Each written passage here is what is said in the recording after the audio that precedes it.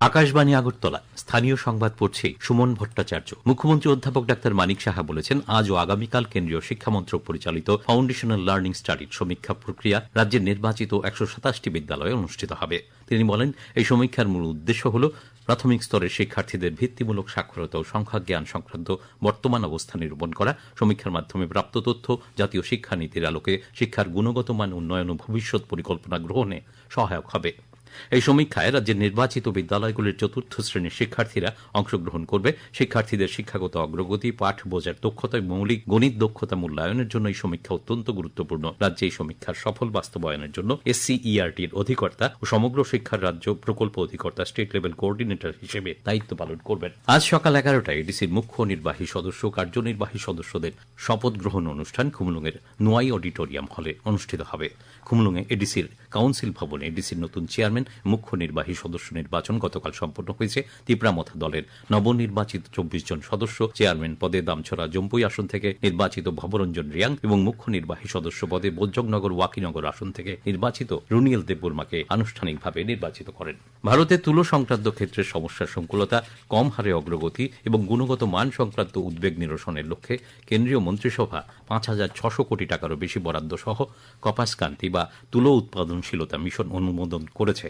গতকাল নয়াদিল্লিতে প্রধানমন্ত্রী নরেন্দ্র মোদীর নেতৃত্বে কেন্দ্রীয় মন্ত্রিসভার বৈঠক শেষে এক সাংবাদিক সম্মেলনে তথ্য ও সম্প্রচার মন্ত্রী অশ্বিনী বৈষ্ণব একথা জানিয়েছেন। তিনি বলেছেন, মিশনটি সরকারের 5F অর্থাৎ খামার থেকে তন্তু, কারখানা থেকে ফ্যাশন এবং ফ্যাশন থেকে বিদেশ এই ভাবনার সঙ্গে সামঞ্জস্যপূর্ণ এবং এর মাধ্যমে তুলোর উৎপাদনশীলতা বৃদ্ধির উপর গুরুত্ব আরোপের লক্ষ্যমাত্রা রয়েছে। কেন্দ্রীয় মন্ত্রিসভা একই সঙ্গে পঞ্চম পর্যায়ের জরুরি ঋণ রেখা নিশ্চিতকরণ বা emergency credit line guarantee scheme 5.0তে অনুমোদন দিয়েছে। কেন্দ্রীয় মন্ত্রী আরও জানিয়েছেন, পশ্চিম এশিয়ার সংকট থেকে উদ্ভূত স্বল্পমেয়াদী তরল জ্বালানি সংকট মোকাবিলায় ব্যবসা প্রতিষ্ঠানগুলোকে সহায়তা করার জন্য এই প্রকল্পের লক্ষ্য হল ঋণ গ্যারান্টি সহায়তা প্রদান করা।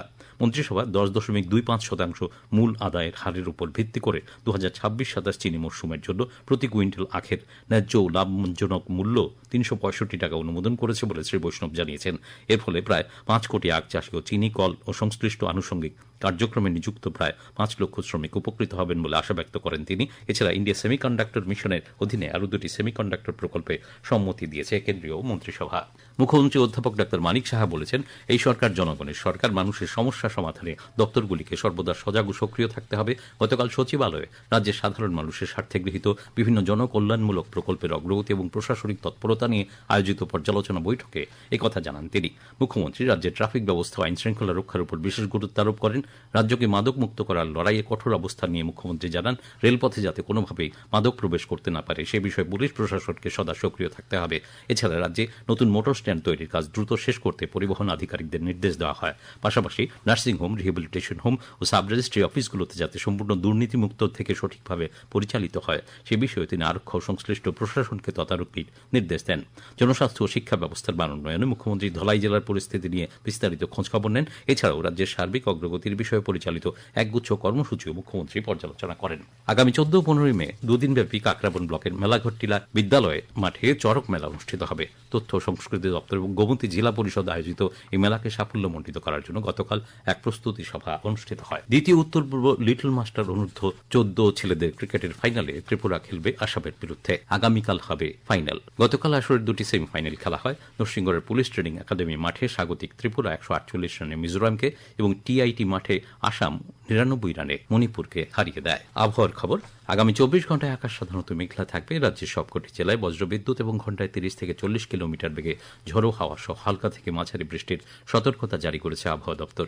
দিনের সর্বোচ্চ তাপমাত্রা 33 ডিগ্রি সেলসিয়াস এবং সর্বনিম্ন 23 ডিগ্রি সেলসিয়াসের কাছাকাছি থাকতে পারে।